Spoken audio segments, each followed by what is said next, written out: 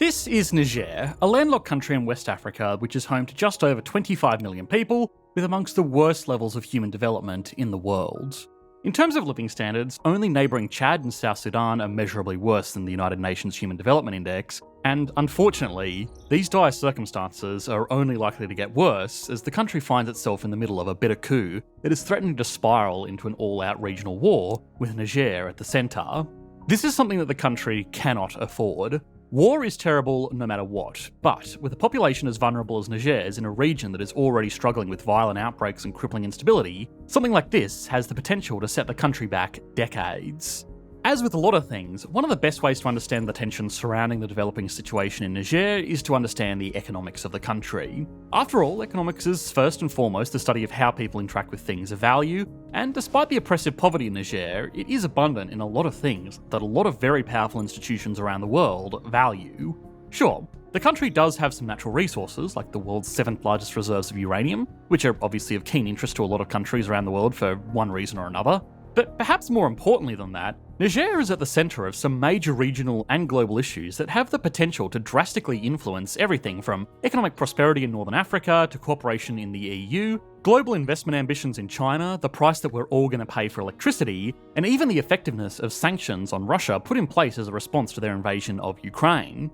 Understanding the economics behind an issue this complex can at the very least be a fantastic insight into how one change in such an interconnected global economy can change dozens of other things that on the surface look totally unrelated. So, how do Niger's economic struggles accommodate the coup that has destabilised the entire region? How is this instability impacting major economic powers around the world? And finally, could the fallout of a potential war in Africa undo all of the progress these economies have made in recent decades? Once we've done all of that, we can put Niger, one of the world's poorest countries, on the Economics Explained national leaderboard. Niger has unfortunately been marred by intense political instability since it became its own nation in the 1960s after claiming independence from being a former French colony. Since then, governments have been deposed and reinstated with an alarming frequency.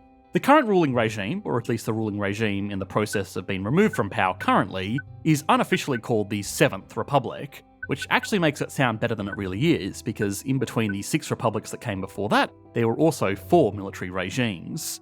The government currently being overthrown has been in power since 2010, and even in that time has dealt with some other attempts to overthrow them, and elections with questionable outcomes.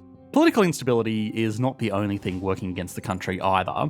It is landlocked, with its only access to the world's oceans for trade being separated by thousands of kilometres of the world's most challenging terrain.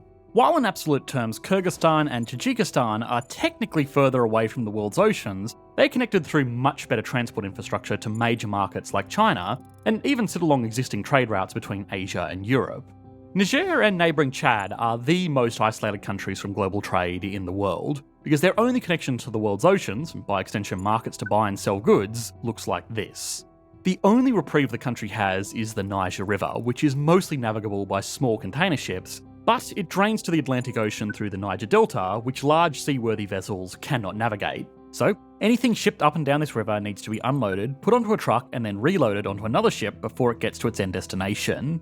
This adds significant costs and delays to moving anything in and out of the country, so even basic imported goods are a massive luxury that end up costing more than they would even in extremely high-income advanced economies. It also makes almost any exports impossible, because by the time they go through this extensive shipping process and get to their end destination, it would end up costing more in shipping than the money saved by leveraging the low-cost labour force in Niger. The only exports that Niger has been able to successfully commercialise are extremely valuable and cost-dense raw materials, like gold and uranium, because even if it costs thousands of dollars to ship these across thousands of miles of desert, it's still profitable when they're worth millions of dollars per tonne. These exports may seem incidental on a global scale, amounting to only $3.7 billion in total, but they are vitally important to some of the most significant economies in the world at the moment. Niger, as an ex-French colony, primarily exports its uranium ore to France, a country with the highest adoption of nuclear energy in the world. Niger in total supplies 25% of the EU's total demand for uranium to be used as fuel in nuclear power plants across the continent. At the very same time, these countries are struggling with their energy needs after cutting off Russian oil and natural gas. These countries can find alternatives. Despite what may be expected, uranium is actually quite cheap to handle and transport since not much is needed, and it's not really as dangerous as people think while it's an unrefined ore. Even still, the coup in Niger also coincided with news that a major uranium mine in Canada would be shut down, so the price for this fuel has shot up, raising more concerns about the energy costs in a market already struggling with energy costs. The challenges to normal trade and international involvement for Niger don't just stop at the pure expense of getting stuff into and out of the country either. The long, intricate connection to global markets causes other problems for the country as well. The Niger River is a lifeline, but it terminates in neighbouring Nigeria, which has in recent history maintained strong and amicable relations with Niger, but that relationship has always existed with the understanding that the relatively much more powerful country could cut Niger off from the outside world at any time. This is a power that they are choosing to exercise at this very moment, since Niger, Nigeria, and a host of other West African countries are part of a group called ECOWAS, which is an economic and political union, kind of like a West African version of the EU. ECOWAS was set up with the intention to promote political stability between member states, and it has suspended membership to countries like Mali, Guinea, and Burkina Faso following their own military coups. After the events of last month, with Niger's government being forced out of control, the country was also suspended from membership, which means that the new military government will not be granted trade access through the Niger River, effectively cutting off the one economic lifeline that an already desperately poor country had. Foreign investors that could develop new industries knew of this potential risk. So the fact that Niger was already a politically unstable economy that was at the mercy of another country that itself was not necessarily a bastion of robust democracy to control its one commercially viable trade route, which is still cripplingly expensive and can also be shut down by floods, droughts and natural erosion, was just not a risk worth taking. That's a lot of risks for not a lot in return. The country is even abundant in oil, but up until about 10 years ago, no foreign companies even bothered to develop the infrastructure needed to extract it because of the risks that their investments would be seized by a new government and the expense of getting oil out from such an isolated region. We have spoken a lot on this channel about countries that develop an oil industry and then become overly dependent on it at the expense of the rest of the economy. It's a process so common it has its own name, the resource curse or Dutch disease. But it's very rare to find an economy that is in such a desperate situation that it fails to even build an oil industry to exploit the reserves it has just sitting there. That was, up until recently, starting to change though. The country had started pumping a modest amount of oil, which was mostly used to fuel local communities. That was a fantastic opportunity for the economy. Of course, fossil fuels are not ideal to build an economy off because of the damage they do to the environment. And all other things being equal, it would be better for an economy starting from scratch today to pursue renewables. But that's unfortunately a luxury that a country as poor as Niger can't really afford. The negative externalities are worth it to give such impoverished people access to energy. The correlation between energy consumption and economic output is almost a perfect one-to-one. Giving an economy more energy allows people to light their homes, fuel their cars, transport goods, power construction machinery, and run services like healthcare. Niger has historically relied very heavily on Nigeria again, to not only be its only access point to global markets, but also to provide it with electricity. The weakness of this system is currently on display as Nigeria is also cutting off electricity to the country in response to the coup, causing cities to go into rolling blackouts. Now, in this particular instance, that may very well be in service of the greater good, but long term it would be a great benefit to Niger to be energy independent, especially since its fossil fuel reserves make that easily possible. Before this current political instability, the plan was even to expand production and start exporting oil through a pipeline connected through their other neighbour, Chad. This was proposed to move 60,000 barrels of oil a day, providing the country with a huge boost to export revenues, and was going to be funded by yet another global superpower that has become involved in this relatively small economy, China. China's Belt and Road Initiative is a plan to open up trade routes and provide infrastructure to dozens of countries across Asia, the Middle East, and Africa. The plan for China was to invest into countries that didn't have very well-established economies so they could provide low-cost manufacturing to the world that China used to provide before people became too wealthy. The plan was also to open up trade routes so that China had more countries to buy natural resources from and sell their export goods to.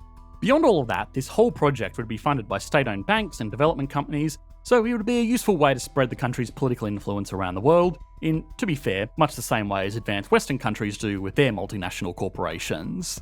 For over a decade now, the China National Petroleum Corporation, a Chinese state-owned oil company, has been planning to build a 600-kilometre pipeline into Niger through Chad to connect to existing pipelines in the region.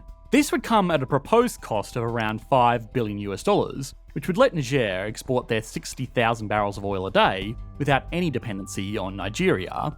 Unfortunately, and something that's becoming somewhat of a trend, a coup in Chad meant that this project was put on hold because of deteriorating relations between the two countries.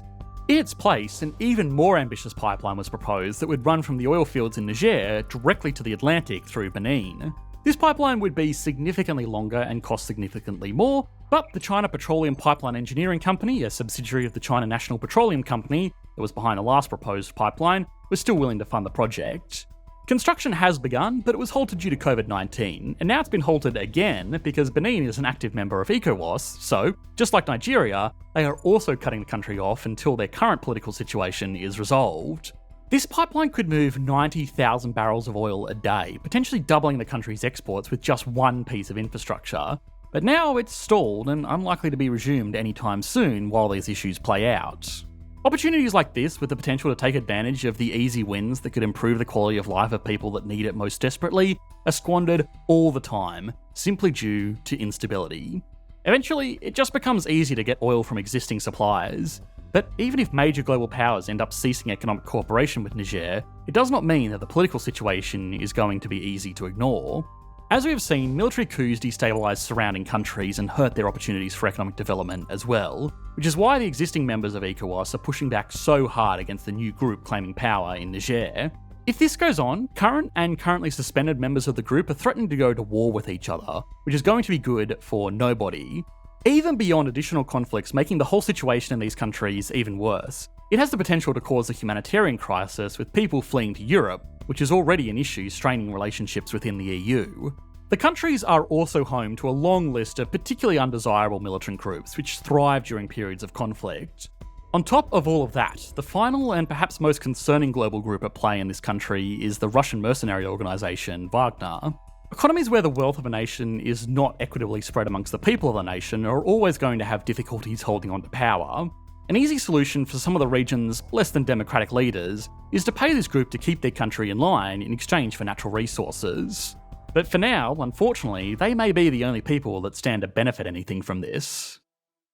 Okay, now it's time to put Niger on the Economics Explained national leaderboard. Starting as always with size, given the country's lack of any competitive industries and mostly informal economy, it only has an output of $14.9 billion, roughly equal in size to North Korea.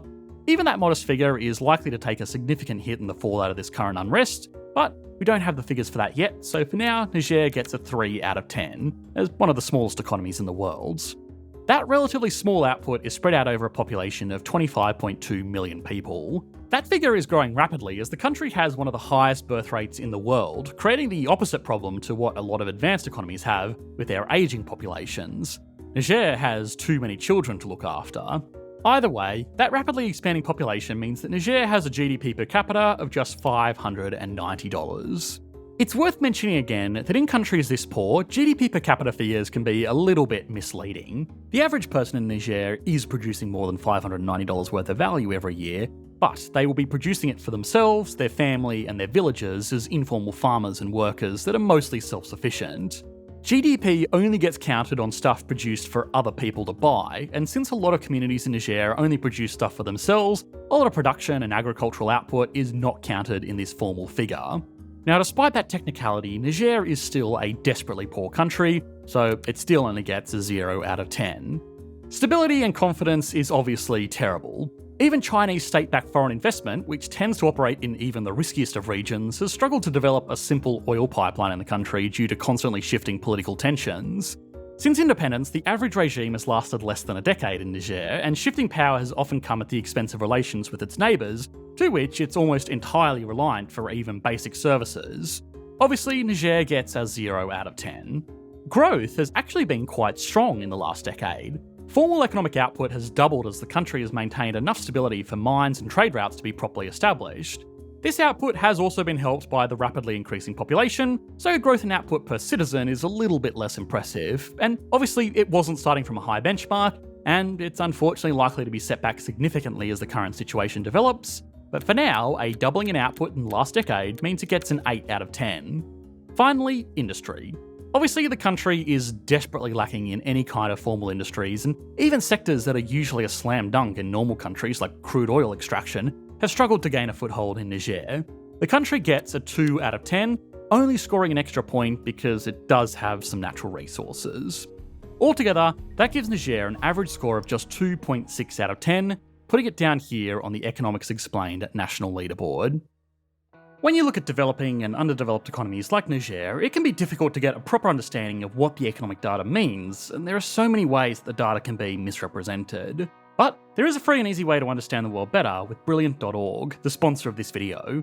Their excellent module on data visualization makes it much easier to see when media outlets or even scientific studies misrepresent their data in graphs or comparisons. Even as a trained economist, I found it incredibly valuable to go through Brilliant's 9-part exploration on data visualization. Brilliant helps you learn analytical and problem-solving skills in STEM, all broken down in a way that makes it not only much easier to learn, but really fun. Brilliant storytelling and interactive visualizations, which are 6 times more effective than traditional rote learning methods, bring concepts to life in a way that makes picking up knowledge a treat rather than a chore. I personally found myself noticing visualizations of data in the media that have led to lots of fun sections in our videos debunking common misunderstandings. It's like the old saying, once you see it, you can't unsee it, and I notice how much more I know about the world everywhere I go. With Brilliant, you learn by doing. This unique approach makes learning feel more like a game where you can challenge yourself and compete with others. To try everything Brilliant has to offer, free for a full 30 days, visit brilliant.org/economicsexplained or click the link in the description. The first 200 of you will get 20% off Brilliant's annual premium subscription. Thanks for watching, mate. Bye.